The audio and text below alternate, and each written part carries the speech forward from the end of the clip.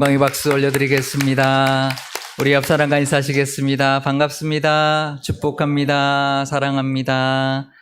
네, 오늘 찬송 하늘 소망이라는 찬송인데요. 하늘 소망 가지고 이 자리에 나오셨죠?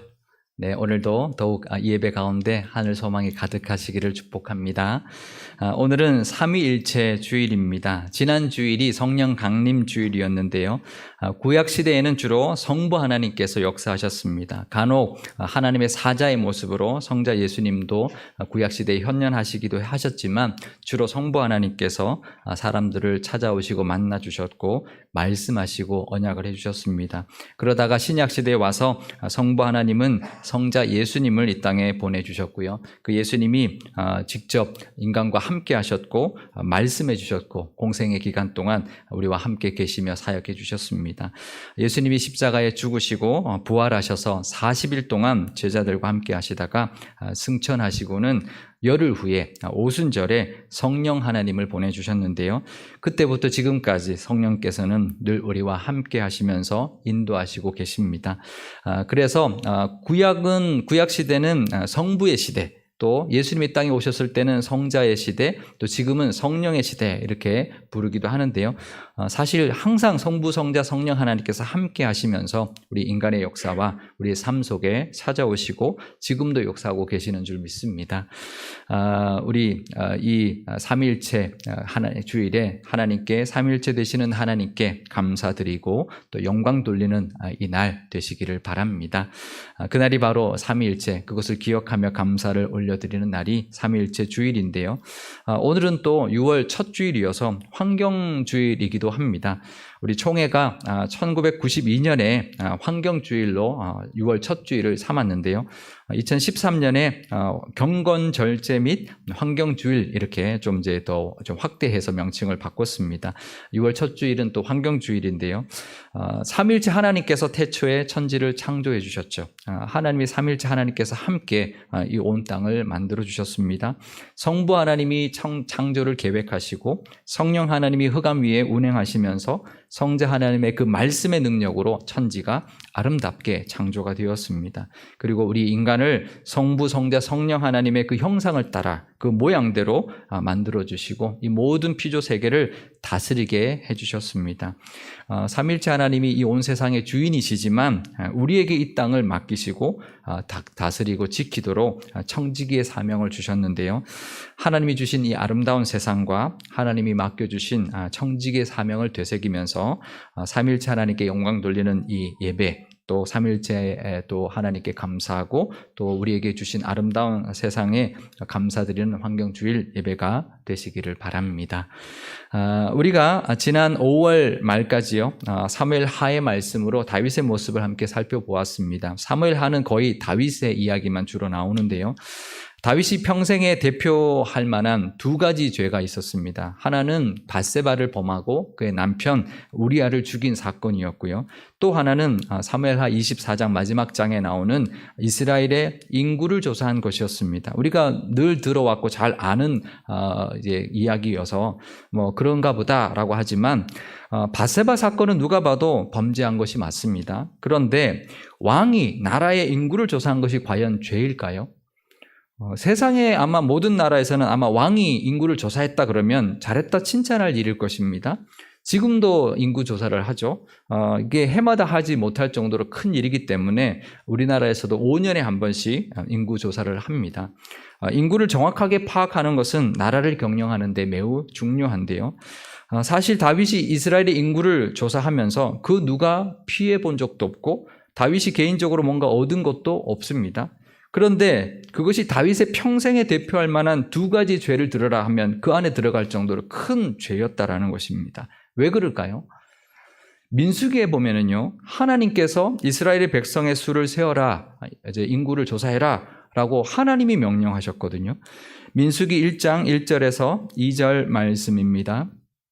이스라엘 자손이 애굽 땅에서 나온 후 둘째 해 둘째 달 첫째 날에 여호와께서 시내 광야 회막에서 모세에게 말씀하여 이르시되 너희는 이스라엘 자손의 모든 회 중 각 남자의 수를 그들의 종족과 조상의 가문에 따라 그 명수대로 계수할지니. 그러니까 하나님이 민수기에서는 하나님이 인구를 조사해라 라고 하셨는데 다윗이 인구 조사한 것이 죄라는 것이죠.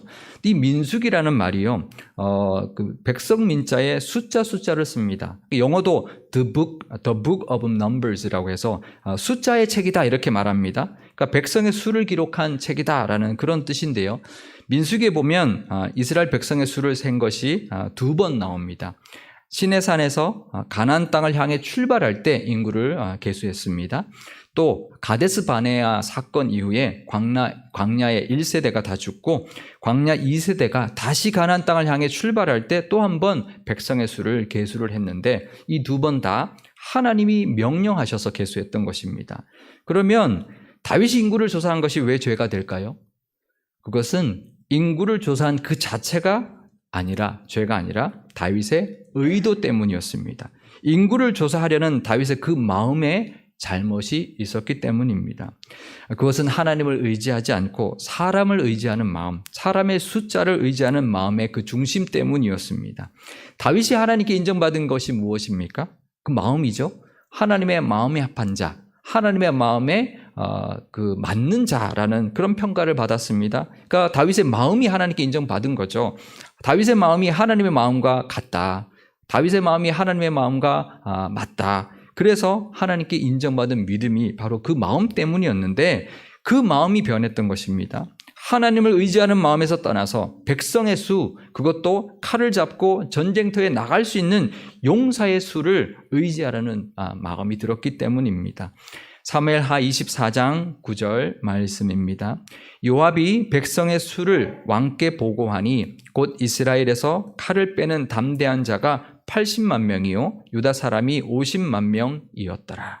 그러니까 이게 사람을 수를 세는데 뭐 남녀노소를 다 세는 게 아니라 칼을 빼는 사람의 남자의 수만 센 것입니다. 그러니 이것은 그 사람의 수, 전쟁터에 나갈 수 있는 그 남자의 수를 의지하려는 이 다윗의 마음이었던 것이죠. 이스라엘의 승리는 사람의 수에 달려있지 않았습니다. 하나님의 도우심과 그 능력에 달려 있었습니다. 늘 그래 왔습니다. 사사 기드온 때 보면 하나님이 그 미디안이 쳐들어왔을 때 이스라엘 군사들이 모였는데요. 하나님은 2만 2천 명의 이스라엘 군사를 돌려보내라 하십니다. 그리고 300명으로 미디안의 군사 13만 5천 명을 상대하게 하셨습니다. 그리고 이기게 하셨는데요. 그들 그 300명이 일당 1000의 용사들이었기 때문이 아니었습니다. 절대로 이길 수 없는 숫자의 군사로 이기게 하신 것, 그것은 하나님의 능력만을 의지해야 된다. 하나님이 친히 싸우신다라는 것을 보여주기 위함이었고 그 은혜에 감사하고 그것을 기억하게 하기 위함이었습니다. 사울의 아들 요나단 때도 그랬습니다. 블레셋이 쳐들어왔습니다. 이 요나단이 혼자서 자기 무기 든 자와 함께 블레셋 진영으로 달려가서 블레셋 사람들을 무찌릅니다. 이 무모한 짓이죠. 수만 명이 몰려있는 진영을 향해 이 두 사람이 달려가면 죽을 수 있는 거죠. 근데 이 요나단이 뭐라고 고백하냐면 여호와의 구원은 사람의 많고 적음에 달려있지 않다라고 말하면서 달려갑니다. 하나님은 그것을 믿음으로 받으셔서 요나단으로 하여금 이기게 하시고 블레셋을 무찌르게 하셨습니다. 하나님도 신명기에서 분명히 이렇게 말씀해 주셨거든요. 신명기 20장 1절 말씀입니다. 내가 나가서 적군과 싸우려 할 때에 말과 병거와 백성이 너보다 많음을 볼지라도 그들을 두려워하지 말라. 애굽 땅에서 너를 인도하여 내신 내 하나님 여호와께서 너와 함께 하시느니라. 아멘. 우리는 우리의 숫자로 이기는 것이 아닙니다. 하나님이 우리와 함께 하시는 하나님의 능력으로, 아무리 군사의 수가 우리보다 많아도 하나님 한 분을 당할 수 없을 것입니다. 그 믿음이 있어야 되는데 다윗에게 그 믿음이 사라지기 시작했던 것이죠.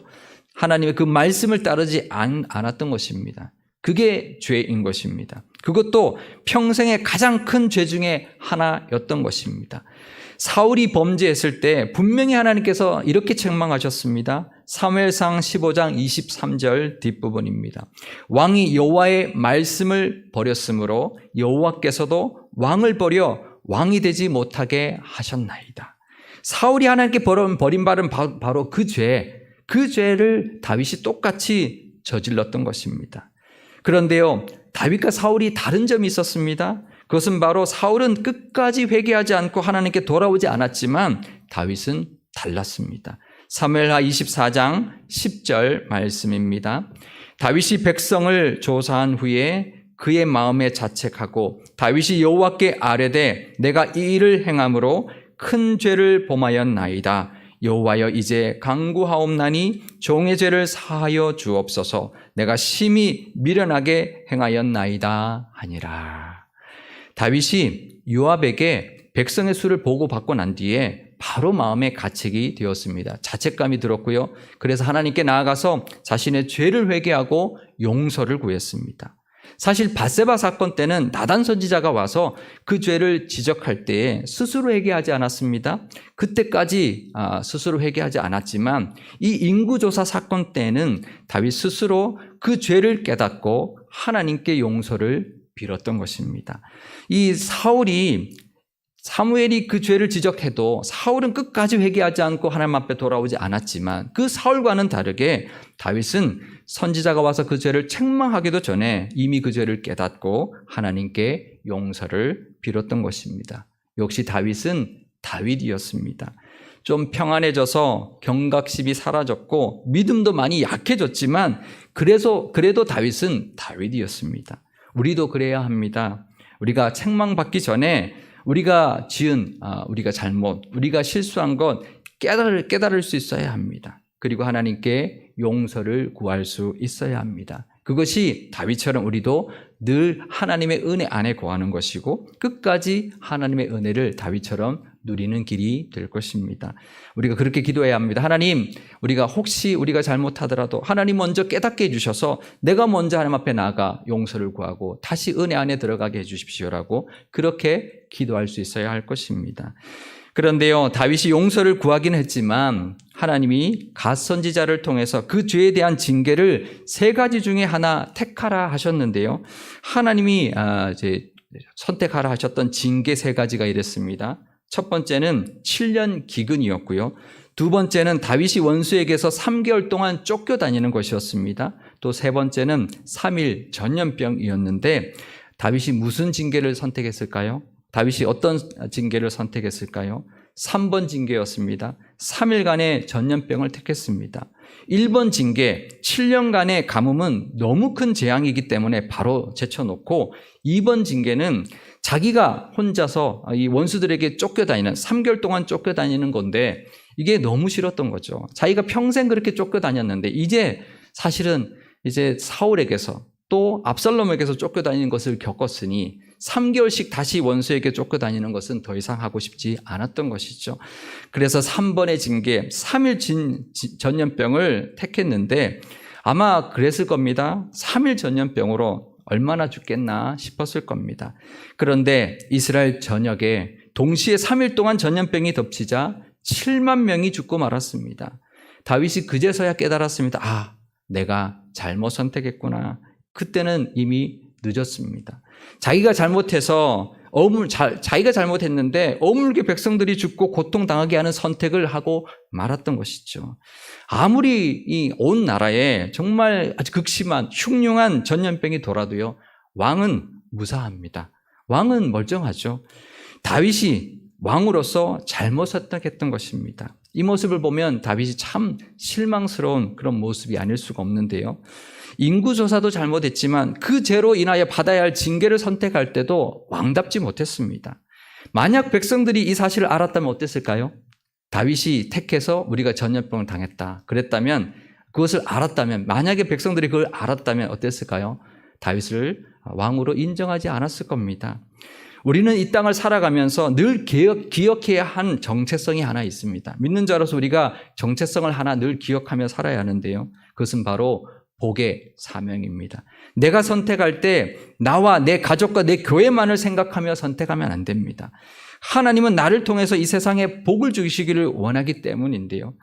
우리는 선택할 때 나만을 생각하거나 내 가족만을 선택하거나 내 교회만을 생각하며 선택하지 말고 하나님이 원하시는 이 세상의 복을 위해서 선택하며 또 세상을 위하여 선택하며 살아야 합니다. 하나님이 아브라함을 택하셨을 때 이렇게 약속하시고 명령해 주셨습니다. 창세기 12장 2절에서 3절 말씀입니다.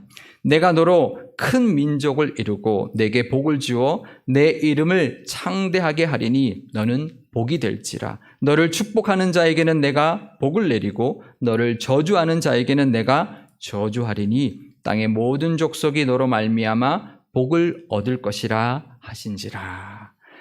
그러니까 하나님이 이렇게 말씀하십니다. 내가 너를 창대하게 할 것이다. 그러니 너는 세상에 복이 되어라. 내가 너로 말미암아 온 족속이 복을 받게 할 것이다. 그렇게 말씀해 주셨던 것입니다. 아브라함이 복 받는 것, 그것은 세상에 복이 되게 하기 위해서 하나님이 복을 주셨다라는 것입니다. 그러니 우리는 나만을 위해서 살아서는 안 됩니다. 나만을 위한 선택을 하며 살아서는 안 됩니다. 세상에 복이 되어야 하고요. 세상이 나로 하여금 하나님의 복을 얻도록 하며 살아야 합니다. 그것이 하나님께서 우리에게 복을 주는 이유고, 내가 하나님께 복 받는 이유고, 이 땅에서 살아가야 할 나의 정체성입니다. 다윗은 일개 개인이 아니었습니다. 왕이었습니다. 그런데도 자기가 피해보지 않을 선택을 했습니다. 자기는 쏙 빠지고 백성들만 고통당하게 할 그런 선택을 하고 말았습니다. 참으로 실망스러운 모습이 아닐 수가 없는데요. 우리가 이 모습을 보면서, 이 장면을 보면서 그렇다고 하나님까지 오해해서는 안 됩니다. 다윗이 아무리 그런 선택을 해도 하나님이 그럴 수가 있냐? 어찌 아무 죄도 없는 이스라엘 백성 7만 명을 죽게 할 수 있느냐? 하나님도 너무하신 것이다. 그렇게 생각할 수 있는데요. 절대 그렇지 않습니다. 왜냐하면 백성들도 그 징계를 받을 만한 이유가 분명히 있었다라고 성경은 말해주고 있기 때문입니다. 사무엘하 24장 1절 말씀입니다. 여호와께서 다시 이스라엘을 향하여 진노하사 그들을 치시려고 다윗을 격동시키사 가서 이스라엘과 유다의 인구를 조사하라 하신지라. 아멘. 하나님이 다윗으로 하여금 인구를 조사하게 하신 것은 이스라엘 백성들을 향해 진노하신 것이 있었기 때문입니다. 물론 다윗이 잘못했습니다. 인구 조사한 거 잘못했지만 하나님이 그걸 허락하신 것은 다윗의 그 범죄를 통해서 이스라엘을 징계하려고 하셨던 그 이유가 있었다라는 것입니다. 그러니까 백성들이 아무 죄도 없는데 7만 명이 죽은 것이 아니었다라는 거죠. 그러면 도대체 백성들이 무슨 죄를 지었길래 하나님이 그랬을까요? 사실 별거가 없었거든요. 뭐 하나님을 대적했다든지 뭐 그런 적이 없는데, 그런데 하나님은 그 죄가 있었기 때문에 다윗에게 그 죄를 허락하셨다라는 겁니다. 밧세바 사건과 이어지는 일련의 사건들을 통해서 압살롬의 반역이 일어났고요. 곧바로 이어서 세바의 반역도 일어났습니다. 하나님이 왕을 택하고 세운 이 나라에 처음으로 반란이라는 것이 일어나기 시작했습니다. 그것은 하나님을 향한 반란이었습니다. 그 반란을 통해서 그것이 당연하다 여기기 시작했고요. 반란이 또 일어나고 또 일어나고, 이 하나님의 나라, 하나님의 백성의 나라에 반란이 일어나는 것이 일어나기 시작했던 것입니다. 반역은 단순히 다윗에게 반기를 드는 것만이 아니었습니다. 하나님이 세운 다윗에게 대적한 것이 아니라 바로 하나님께 대적한 것이고 하나님을 반역한 것이었습니다. 왜냐하면요, 이스라엘 백성들이 압살롬의 반역 때 한 말을 보면 우리가 알 수 있는데요. 사무엘하 19장 10절 말씀입니다. 우리가 기름을 부어 우리를 다스리게 한 압살롬은 싸움에서 죽었거늘 이제 너희가 어찌하여 왕을 도로 모셔 올 일에 잠잠하고 있느냐 하니라. 이 말을 보면요, 이 이스라엘 백성들이 이때부터 무슨 말을 하냐면 우리가 기름을 부어서 우리가 다스리게 한 압살롬이라고 말합니다. 이스라엘은 하나님이 왕을 택하고 하나님이 기름을 부어서 하나님이 그 사람을 왕으로 세우는 나라입니다. 그런데 이 압살롬의 반역을 계기로 우리가 기름을 부어서 우리가 다스리게 하는 왕을 세운다라고 말합니다. 그러니까 자기들이 사람을 택하고 자기들이 기름을 부어서 자기들이 왕을 세운다고 착각하기 시작했던 것이죠. 그 죄가 바로 하나님 앞에 큰 죄였습니다. 하나님이 진노하실 만한 죄였던 것입니다. 그 죄의 대가로 이스라엘 백성 7만 명이나 죽는 징계를 받았던 것입니다. 우리는 늘 하나님의 주권을 늘 인정하며 살아야 합니다. 그것이 우리가 하나님의 은혜 가운데 사는 길입니다. 내가 주인으로 착각하고 살아가는 순간 하나님의 은혜에서 멀어지게 될 것입니다. 늘 우리의 주인은 하나님이시다. 내 가정의 주인은 하나님이시고 우리 교회 주인은 하나님이시고 나의 하는 모든 일의 주인은 하나님이심을 고백하면서 하나님의 은혜 가운데 거하시는 저와 여러분 되시기를 바랍니다. 이스라엘의 이 죄도 분명히 있었지만 그래도 다윗이 그 선택함으로 말미암아 많은 사람들이 죽게 되었습니다. 그래서 다윗이 다시 하나님께 나가서 긍휼과 용서를 또 구했습니다. 사무엘하 24장 17절 말씀입니다. 다윗이 백성을 치는 천사를 보고 곧 여호와께 아뢰어 이르되 나는 범죄하였고 악을 행하였거니와 이 양무리는 무엇을 행하였나이까? 청하건대 주의 손으로 나와 내 아버지의 집을 치소서 하니라. 다윗이 다시 하나님 앞에 나가서 엎드렸습니다. 이 모습이 바로 다윗의 모습입니다. 하나님은 그 다윗의 기도를 들으시고 구원의 길을 열어주셨습니다. 바로 아라우나의 타작마당에서 제사를 드려라 라고 했던 것인데요. 다윗이 그곳에서 제사를 드리자마자 그 땅의 재앙이 바로 그쳤습니다. 사무엘하 24장 25절 말씀입니다.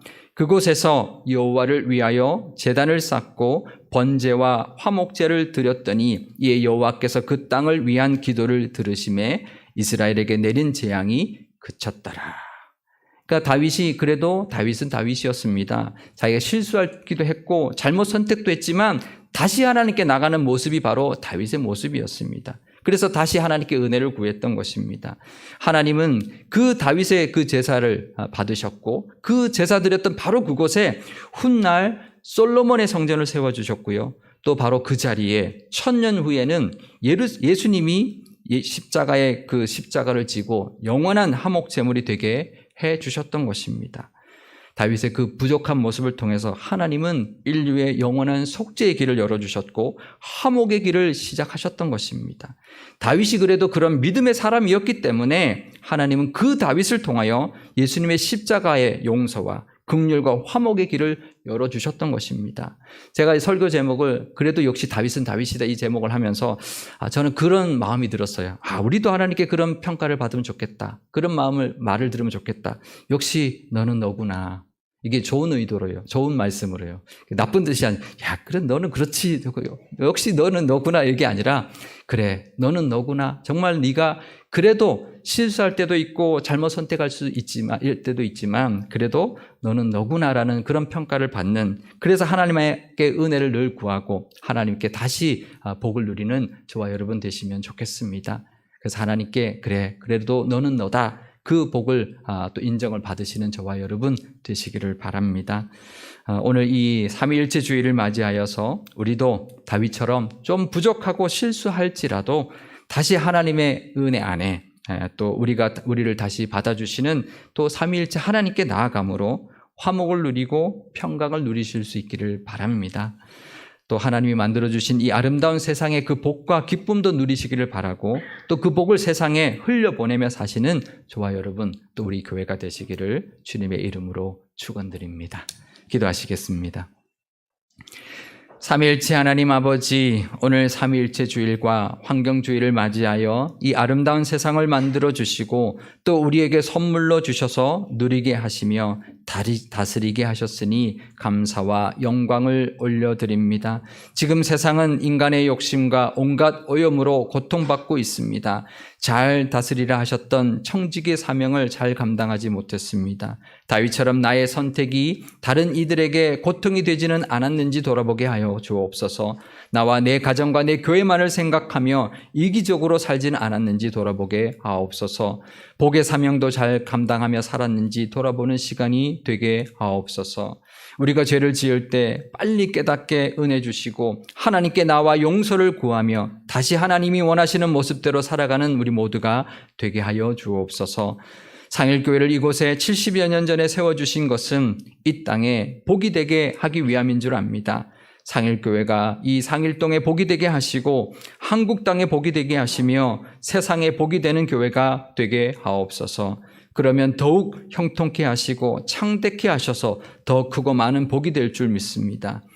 그 은혜를 바라보며 삼위일체 하나님께 감사드리는 이 모든 말씀, 우리 기도를 하나님, 우리 주 예수